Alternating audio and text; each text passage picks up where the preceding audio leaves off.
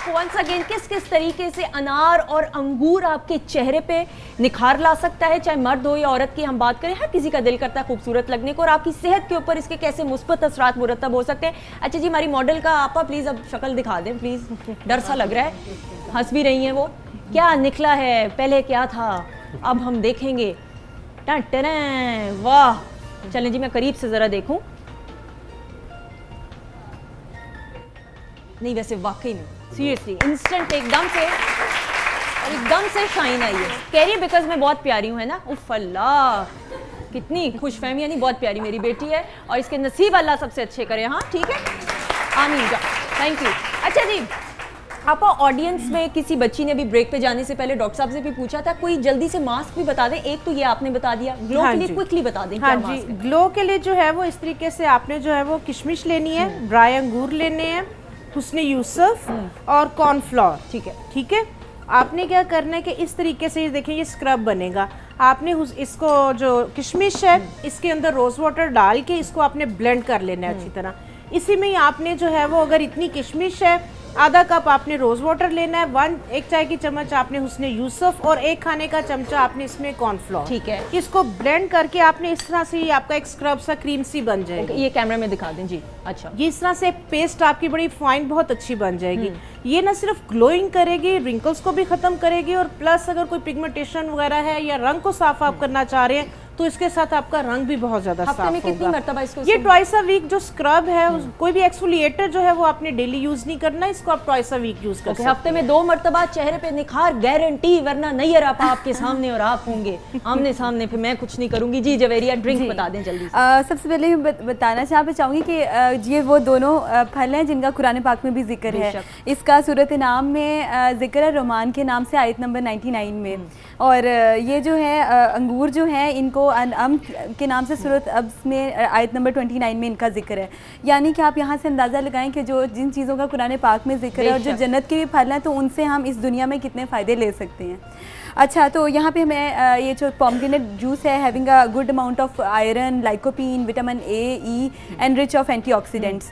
तो इसके बारे में बताना चाहूँगी कि जो लोग जिनको एसिडिटी का प्रॉब्लम है या स्टमक, जिनको मैदे के मसाइल हैं, उनका बेहतर हो सकता है। और ब्लड प्योरीफाई बहुत ज़बरदस्त है, specially pregnant and lactating women. ठीक है। अपनी अमाउंट में डेली जो है वो 250 मिलीग्राम इसको यूज़ करें, बहुत ज़बरदस्त है। रोज़ का पिए वो, और जो बिल्कुल उनके लिए, और जो मसल वेट गेन कर रहे हैं उनको इसका शेक, मतलब वो पोमग्रेनेट शेक यूज़ कर सकते हैं। बिल्कुल, इसका शेक बनता है। अच्छा। मतलब आप जूस लें और उसको आप उसमें ब्राउन शुगर ऐड करें और मिल्क ऐड करें तो इट्स अ गुड जूस। पर अगर उसमें आप पीनट बटर ऐड करते हैं तो वो ज़रा मसल मतलब गुड फैट्स और गुड मसल्स आपके बिल्डअप होते हैं। अच्छा, मुझे अनार का जूस तो पता था, लेकिन अच्छा एक्सीलेंट, ये मिल्क शेक बन सकता है। ठीक है जी। और उसके अलावा जो है ये जो स्टंटेड ग्रोथ आजकल बच्चों में बहुत ज़्यादा है, मतलब खुराक ऐसी है कि पहले हम कहते थे दूध पिएं तो आपकी हाइट बढ़ेगी। अब बात यह है कि जो चीज़ें हमारे पास अवेलेबल है उनसे आपने काम लेना है और उन्हीं को यूटिलाइज़ करना है।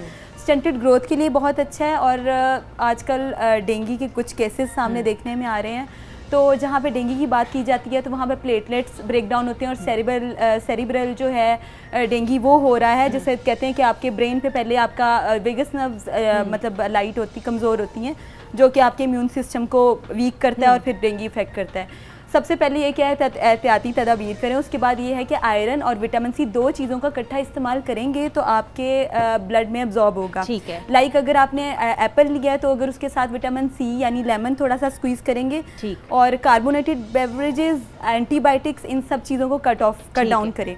और जैसे ही आपको थोड़े बहुत सिम्टम्स होते हैं, ठंडे पसीने आते हैं और आपके जिस्म में कमज़ोरी फील होती है, अनार का जूस उसके लिए बहुत बेहतरीन है। ठीक है। पर उसकी कंसिस्टेंसी 1 कप होनी चाहिए। ठीक है। यानी उससे आप स्टार्ट करें, आप अपने टेस्ट वगैरह करवाएं। और इसको क्योंकि हमारी एक मौसमी ये मतलब सीजनल एक आ जाता है, तो उसको ओवरकम करना और उसको एहतियाती तदाबीर करना वो बहुत ज़रूरी precaution always is better doctor साहब। लेकिन अगर ज़्यादा पिए अनार के जूस से कोई खुदा ना खास्ता नुकसान तो नहीं है? नहीं, बिल्कुल नुकसान नहीं। डेंगू की जैसे आपने बात की, तो मैं डेंगू के बारे में कुछ चीज़, जैसे मौसम अभी आने वाला है और कुछ मच्छरों का सीजन, कुछ केसेस आ भी चुके हैं। जी जी बिल्कुल। डेंगू के बारे में एक बात बिल्कुल अपने ज़हन में बांध लीजिए। मैं अपने तमाम ऑडियंस से ये रिक्वेस्ट करूंगा कि हमारी जो प्लेटलेट है, अगर हम प्लेटलेट को माइक्रोस्कोप के नीचे देखें तो प्लेटलेट जो है वो किस चीज़ से बनी हुई है। प्लेटलेट की जो आउटर वॉल है वो एक तेल से बनी हुई है जिसको हम ओलिक एसिड कहते हैं, OLEIC, इसको नेट पे ज़रूर सर्च कीजिएगा, ओलिक एसिड। और ये ओलिक एसिड जो है, अब हमने नई प्लेटलेट्स बनानी है तो हमने बॉडी को रॉ मटेरियल देना है कि वो नई प्लेटलेट्स बनाए।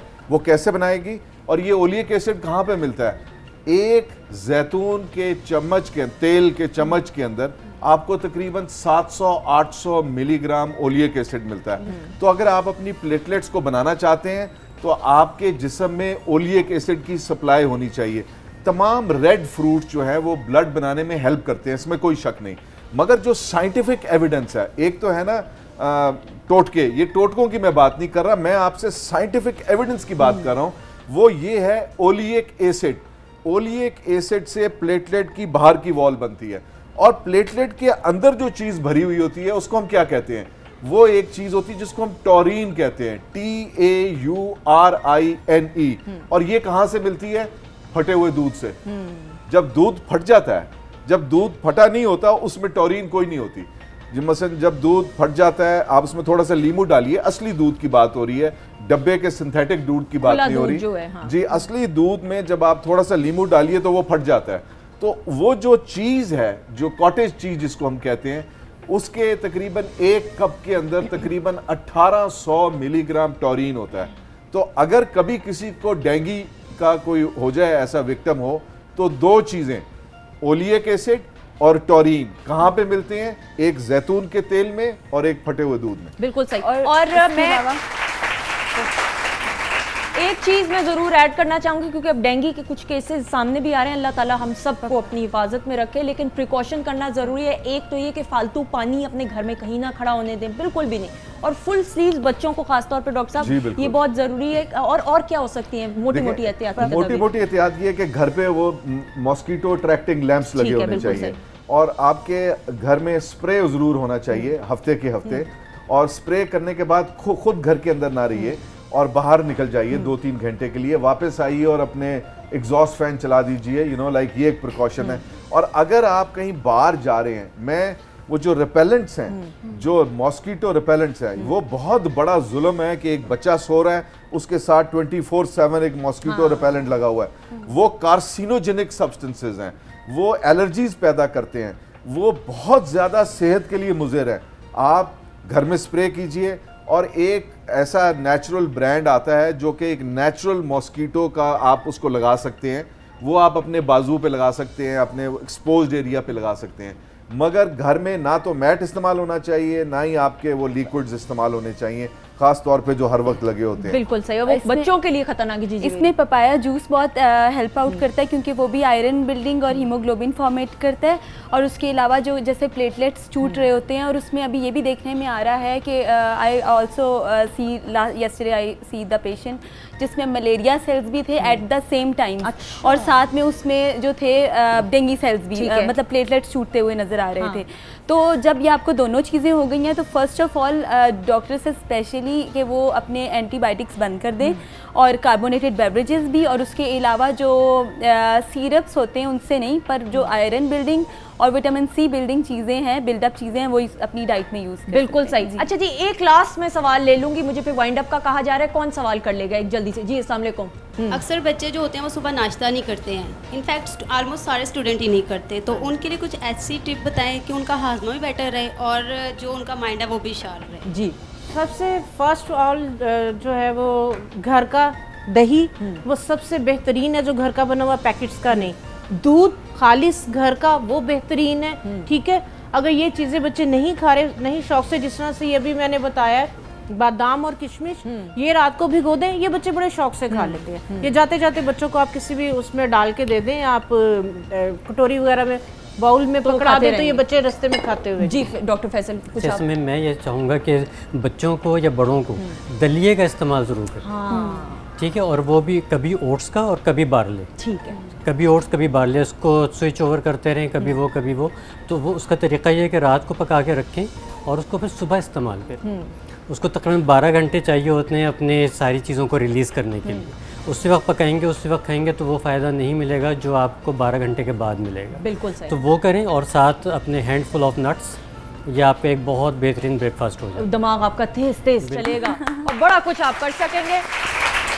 Thank you so much doctor Faisal. You're welcome. आपकी बेगम बहुत लगी, आप बहुत सुगर आदमी हैं। Thank ये मैंने अब 10 on 10 दे चुकी, अब 11 on 10 सुगर होने के +1 पॉइंट। Okay, thank you. आपा thank you so much. Thank you Javeria. Thank you so much. Doctor Azmat thank you so much. और आज हमने नाजरीन अनार और अंगूर के आपको फ़वाइद बताए कि खाने में और लगाने में किस तरीके से आपकी चेहरे पे भी ग्लो आ सकता है, आपके चेहरे पे निखार आ सकता है, और पीने में भी आप किस तरीके से इससे फ़ायदा उठा सकते हैं, मुस्तफ़ीद हो सकते हैं। आई होप आज का प्रोग्राम आपको इन्फॉर्मेटिव भी था, साथ में हमने कोशिश की कि थोड़ा सा हम आपको इन्फॉर्मेशन के साथ साथ एंटरटेनमेंट भी दे सकें। एंड प्लीज़ कोशिश कीजिएगा ये तमाम चीज़ों को अप्लाई करें, क्योंकि हमेशा कहते हैं कि जान है तो जहाँ है, हेल्थ इज़ वेल्थ। अपनी हेल्थ आपकी अच्छी होगी तो आप ज़िंदगी की खुशियों को एंजॉय कर सकेंगे। इंशाल्लाह आपसे फिर मुलाकात होगी। अपना ख्याल रखिएगा। खुदा हाफिज़।